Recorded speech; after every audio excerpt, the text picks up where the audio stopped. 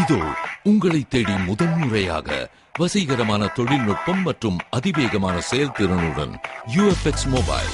மெல்லிய தோற்றத்துடன் முற்றிலும் சிறப்பாக எல்லோருக்கும் எளிதாக UFX மொபைல். உங்கள் நவீன தலைமுறைக்கான mobile. UFX Mobiles. Make your move. For the very first time coming your way is an irresistible combination of speed, style and technology. UFX Mobiles. Exceptionally sleek, totally advanced, and now the phone that everyone can afford to touch. Your next generation mobile. UFX Mobiles. Make your move.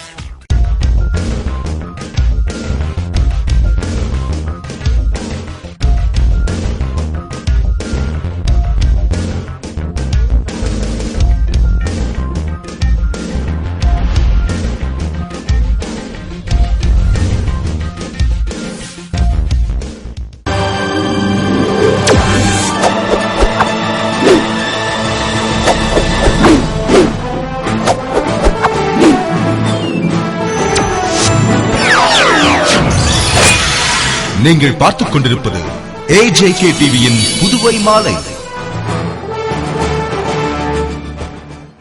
வணக்கம். French நாட்டின் இணையமைச்சர் எதுவார் கூர்ஷியர், தூதுவர் pier ஃபெர்னியர் ஆகியோர் முதல்வர் ரங்கசாமியை மரியாதை நிமித்தமாக சந்தித்து உரையாடினார்கள். புதுவை வந்துள்ள பிரெஞ்சு நாட்டின் இணையமைச்சர் எதுவார் கூர்ஷியஸ், தூதுவர் பியர் ஃபெர்னியர் ஆகியோர் மரியாதை நிமித்தமாக முதல்வர் ரங்கசாமியை சட்டசபையில் சந்தித்து உரையாடினார். அப்போது முதல்வர் அவர்களுக்கு பொன்னாடை அணிவித்து கௌரவப்படுத்தி நினைவு பரிசினை வழங்கினார். அதனை ஏற்றுக்கொண்ட பிரெஞ்சு இணையமைச்சர் பேசுகையில், தானே புயலால் பாதிக்கப்பட்ட புதுவை பகுதிகளை பார்வையிட புதுவைக்கு வந்துள்ளேன். இங்கு பாதிக்கப்பட்ட மக்களுக்கு உடனடியாக நிவாரணம் கிடைக்கும் வகையில் முதல்வர் செயல்பட்டுள்ளார். புதுவை அரசு இங்குள்ள பிரெஞ்சு மக்களுக்கு பாதுகாப்பு அளித்து வருகிறது. புதுவை பிரெஞ்சு நாட்டு நட்பு தொடர்ந்து இருக்கும். புதுவை அரசுடன் இணைந்து பிரெஞ்சு நாட்டிலும் சுற்றுச்சூழல் பாதிக்காமல் இருக்க நடவடிக்கை எடுக்கப்படும் என்று கூறினார். அதற்கு முதல்வர் ரங்கசாமி நன்றி தெரிவித்து கூறுகையில், தானே புயலுக்கு பின் உடனடி நடவடிக்கை மேற்கொள்ளப்பட்டு நிவாரணப் பணிகள் நடைபெற்று வருகிறது. புதுவை பிரெஞ்சு நாட்டுடன் நட்புணர்வுடன் இருக்கும். சுற்றுச்சூழல் தொடர்பான தொழில்நுட்பத்தை பகிர்ந்து கொள்ள புதுவை அரசு தயாராக உள்ளது. பிரெஞ்சு மக்களுக்கு தேவையான அனைத்து பாதுகாப்பு நடவடிக்கைகளும் செய்து கொடுக்கப்படும் என்று கூறினார்.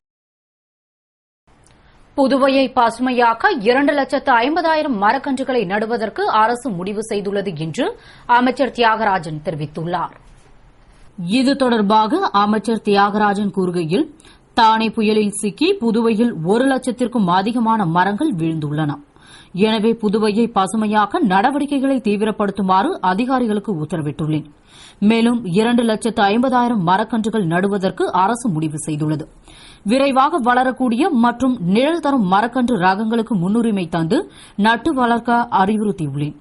மேலும் நம்மிடம் கணிசமான எண்ணிக்கையில் மரக்கன்றுகள் கையிருப்பில் உள்ளது என்றும், இது தவிர தேவையான மரக்கன்றுகளை தமிழகத்திலிருந்து வாங்குவதற்கு முடிவு செய்யப்பட்டுள்ளது என்ற அவர் தொடர்ந்து பொதுப்பணி, உள்ளாட்சி, கல்வி உள்ளிட்ட துறைகளுடன் ஒருங்கிணைந்து மரக்கன்றுகள் நடும் பணி மேற்கொள்ள திட்டமிடப்பட்டுள்ளது. மற்றும் புயலில் முறிந்துள்ள மரங்கள் பட்டுப்போகாமல் மீண்டும் துளிர்ப்பதற்கு விஞ்ஞான ரீதியில் மேற்கொள்ள வேண்டிய நடவடிக்கைகள் எடுக்கப்பட்டு வருகிறது என்று கூறினார். புதுவையில் 50,000 ரூபாய்க்கான கள்ள நோட்டுகள் புழக்கத்தில் விடப்பட்டுள்ளன. எனவே பொதுமக்கள் 1000 ரூபாய், 500 ரூபாய் நோட்டுகளை எச்சரிக்கையாக வாங்கி பயன்படுத்த வேண்டும் என்று SSP சந்திரன் கூறியுள்ளார். இது தொடர்பாக SSP சந்திரன் செய்தியாளர்களுக்கு அளித்த பேட்டியில், ஜார்க்கண்டில் இருந்து புதுவைக்கு கள்ள நோட்டுகளை மாற்ற 6 பேர் கொண்ட கும்பல் புதுவை வந்தது. அதில் முகமது இஸ்மாயில் கோரிமேடு பழக்கடையில் 1000 ரூபாயை கொடுத்தபோது சந்தேகப்பட்ட ஆட்டோ ஓட்டுநர்கள் அளித்த தகவல் படி கோரிமேடு போலீசார் விசாரித்தபோது அது கள்ளநோட்டு என தெரியவந்தது. ஹோட்டல் ஊழியர் கொடுத்த தகவலின்படி கோரிமேடு போலீசார் விரைந்து சென்று 6 பேரையும் பிடிக்க முயன்றனர். அதில் முகமது இஸ்மாயில் மட்டும் பிடிபட்டான். மற்ற 5 பேரும் தப்பி ஓடிவிட்டனர். இதனையடுத்து முகமது இஸ்மாயில் தங்கியிருந்த விடுதியை சோதனை நடத்தியபோது 1,90,500 ரூபாய்க்கான கள்ள நோட்டு கைப்பற்றப்பட்டது. மேலும் பிடிபட்ட இஸ்மாயில் கையில் வைத்திருந்த 19,000ற்கான கள்ள நோட்டுகளும் பறிமுதல் செய்யப்பட்டன என்றும், முகமது இஸ்மாயில் கொடுத்த தகவலின்படி 50,000 ரூபாய்க்கான கள்ள நோட்டுகள் புழக்கத்தில் விடப்பட்டு இருக்கலாம் என தெரியவந்துள்ளது.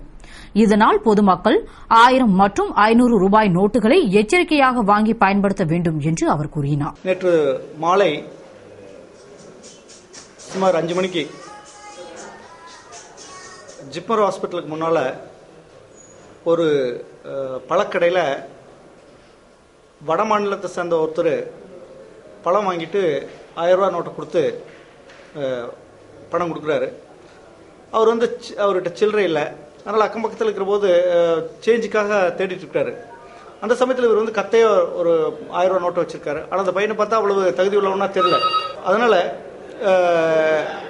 அவனை அவன் பார்க்கும்போது கையில் பணம் நிறைய வச்சிருக்கான். உடனே அதை வந்து அக்கம் பக்கத்தில் இருக்கிற ஆட்டோ ஸ்டாண்டில் சொல்கிறாங்க. ஆட்டோ ஸ்டாண்டில் சொல்லி போலீஸில் சொல்கிறாங்க, டீனர் போலீஸ் ஸ்டேஷன் பக்கத்தில் இருந்ததுனால உடனே அங்கே போயிடுறாங்க.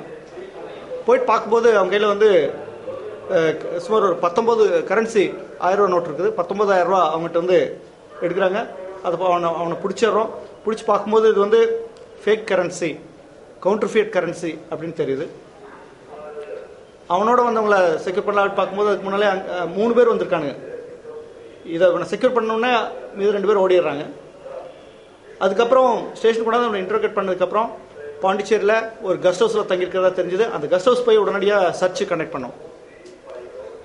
சர்ச் கண்டக்ட் பண்ணும்போது 500 ரூபா நோட்டு, 1000 ரூபா நோட்டு இதெல்லாத்தையும் மொத்தமாக சேர்த்து இந்த 19,000 சேர்த்து 1,90,500 ரூபா அவங்ககிட்ட வந்து கள்ள நோட்டு இருந்தது அவங்கள பிடிச்சிருக்கோம். அந்த பையனை பிடிச்சிருக்கோம். இன்னும் மீதி 2 பேர் அங்கேருந்து காலி பண்ணிட்டு போயிட்டானுங்க. அது மட்டும் இல்லை, இந்த பையனை பற்றி விசாரிக்கும் போது அவன் வந்து ஜார்க்கண்ட் மாநிலத்தை சேர்ந்தவன் அப்படின்னு தெரிகிறது. சமையல் எரிவாயு டேங்கர் லாரிகள் வேலை நிறுத்தத்தால் கேஸ் சிலிண்டர்கள் கிடைக்காத நிலை ஏற்பட்டுள்ளது. மேலும் பதிவு செய்துவிட்டு காத்திருப்போருக்கும் எப்போது கிடைக்கும் என்று தெரியாத நிலை உள்ளது. கடந்த 12ஆம் தேதி முதல் சமையல் எரிவாயு டேங்கர் லாரிகள் வேலைநிறுத்த போராட்டம் செய்து வருகிறது. கடந்த ஒரு வாரமாக போராட்டம் நீடிப்பதால் சிலிண்டர் நிரப்பும் மையங்களில் எரிவாயு காலியாகிவிட்டது.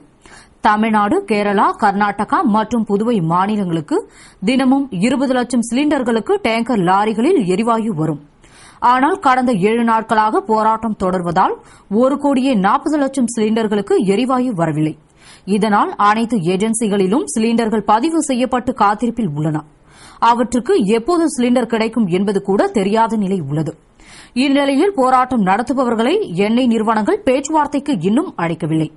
பேச்சுவார்த்தை நடந்தால் அல்லது வேலைநிறுத்தம் முடிந்தால் பிரச்சினை தீரும் என்று பொதுமக்கள் நம்பிக்கையுடன் காத்திருக்கிறார்கள்.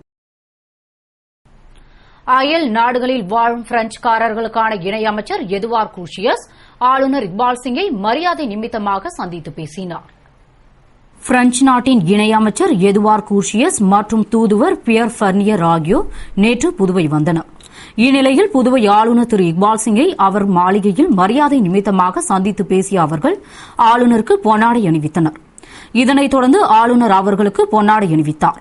சுமார் அரை மணி நேரம் நடந்த சந்திப்பின் போது தானே புயலால் பாதிக்கப்பட்ட புதுவை மக்களின் இயல்பு வாழ்க்கை திரும்பப் பெற புதுவை அரசு துரிதமான முறையில் நடவடிக்கை எடுத்துள்ளதைக் கண்டு பெருமைப்படுவதாகவும் புதுவை அரசுடன் இணைந்து பிரெஞ்சு நாட்டிலும் சுற்றுச்சூழல் பாதிக்காமல் இருக்க நடவடிக்கை மேற்கொள்ளப்படும் என்றார்கள்.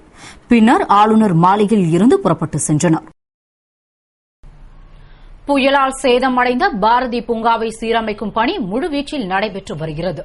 பணிகள் முடிந்த பின்னர் பொதுமக்கள் பார்வைக்காக பாரதி பூங்கா திறந்துவிடப்படும். புதுவையில் தானே புயல் தாக்கத்தால் பெரும்பாலான மரங்கள் சாய்ந்து விழுந்தது. இதில் பாரதி பூங்கா மற்றும் தாவரவியல் பூங்கா முற்றிலுமாக சேதமடைந்தது. குறிப்பாக பாரதி பூங்காவில் ஏராளமான மரங்கள் விழுந்து சிறுவர்களின் விளையாட்டு உபகரணங்கள் சேதமடைந்தது. இதனால் அங்கு செல்ல பொதுமக்களுக்கு தடை விதிக்கப்பட்டிருந்தது.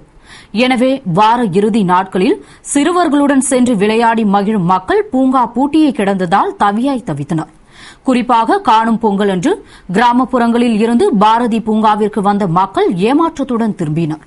இதனைத் தொடர்ந்து நகராட்சி ஆணையர் அழகிரியின் உத்தரவுப்படி நகராட்சி ஊழியர்கள் 55 பேர் பாரதி பூங்காவை சீரமைக்கும் பணியை துவக்கியுள்ளனர்.